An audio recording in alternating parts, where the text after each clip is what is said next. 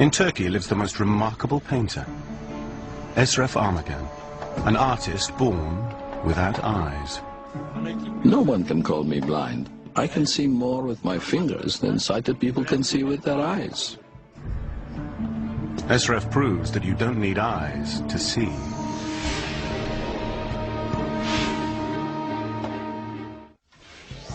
At the University of Toronto, perception and cognition psychologist Dr. John Kennedy is investigating the abilities of an astounding man, Esref, the blind painter. Esref is a blind man who has been drawing pictures since he was a child. He draws astonishingly well. Many people would say he draws better than many sighted people. Esref lives in Turkey.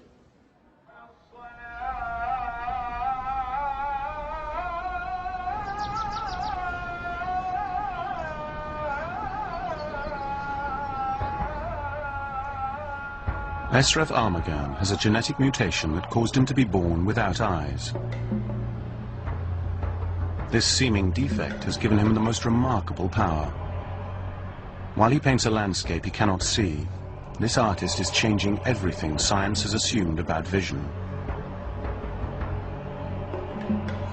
Esref has never seen light. Into picture is that I start by imagining shapes that I have already felt. Then I form those shapes into the painting I want to create. I make a plan of the picture completely in my head before I start to draw it.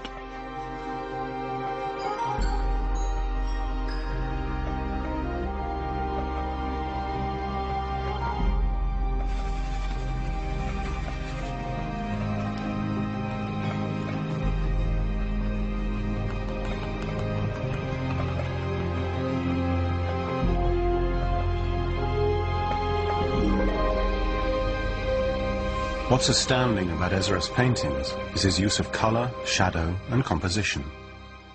And most importantly, perspective. The way he draws objects receding into the distance. It is not meant to be possible to paint such recognizable and well-composed images without eyes. At Harvard Medical School's Neurology Center, scientists are mystified by Esref's abilities. They want to scan his brain in order to find out how he does it. Esref is doing something that we thought was locked in the visual brain and was only possible if you had visual input. And it's the way Esref grapples with three-dimensional space that has the scientists particularly excited. But Esref wishes that people would pay more attention to what he paints, not how he can paint. He wants to be known as a great artist in his own right. I want to be remembered as a person who was able to see the world with their fingertips. I want to be remembered for my art. But for now, he's agreed to help the scientists. And Dr. Kennedy has devised a most ambitious experiment. He wants to find out if Esref truly understands perspective. And my experiment is going to be asking Esref to draw a particular building in Florence, in Italy, that was the source, the origin of the discovery of perspective, how we show depth in pictures. In 1413, Filippo Brunelleschi stood on the steps of the Duomo, the great cathedral he designed and built. He looked across the square at the baptistry, an octagonal Roman structure. It was this building that finally unveiled to him the equation for perspective. The complex geometry makes it extremely difficult to draw, even if you can see. Can he tackle a complicated object like the baptistry and handle all its parts and draw it and get all three dimensions of space and get them right? If he can, this man is astounding. Esref, the blind painter, has arrived in Boston.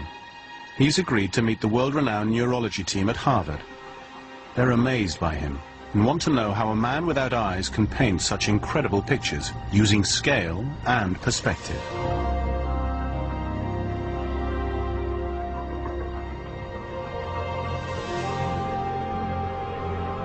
Their experiment will involve putting Esref in an MRI scanner, asking him to draw and observing the activity in his brain. Esref must remain as still as possible so they can get a clear image of his brain. As he draws a picture, the scientists are riveted by what they see on the monitors.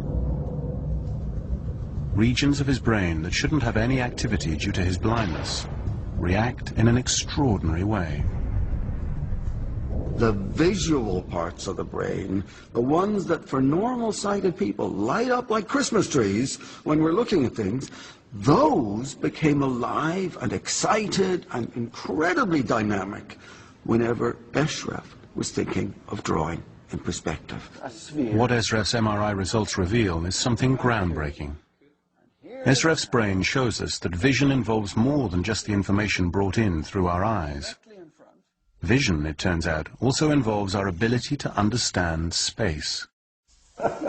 Bravo! What Esref is showing us is that we misunderstood vision.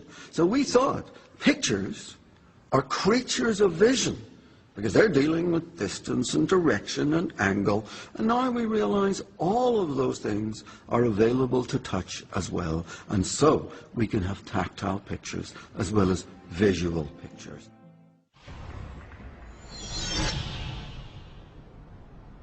As Wim forges through the frozen wasteland, a blind man from Turkey is going to attempt to outdo Filippo Brunelleschi, the most important architect of the Renaissance.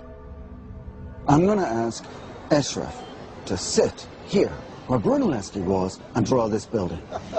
John? Esref! How are you? Oh, nice to see you. We have so much to do. There is a really interesting building right beside us, and I'm going to ask you to draw it.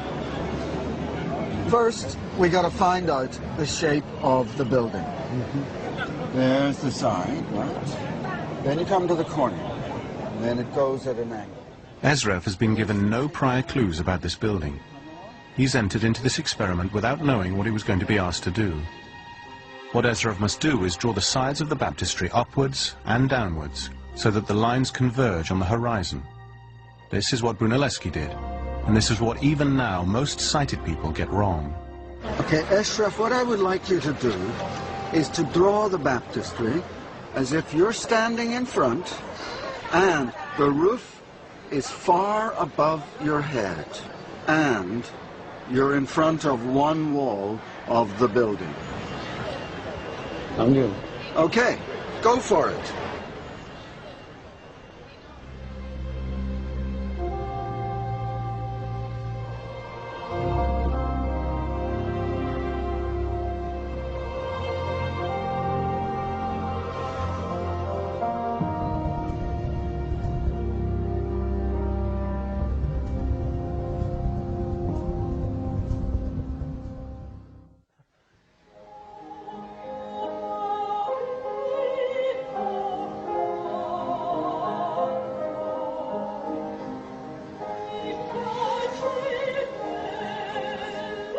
For Esref, this is the moment of truth.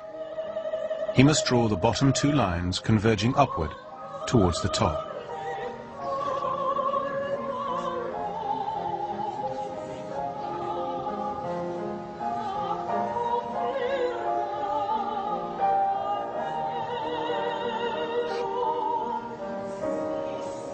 Esref Armagan has just set his place in history. He has outdone Filippo Brunelleschi, a Renaissance master. Okay.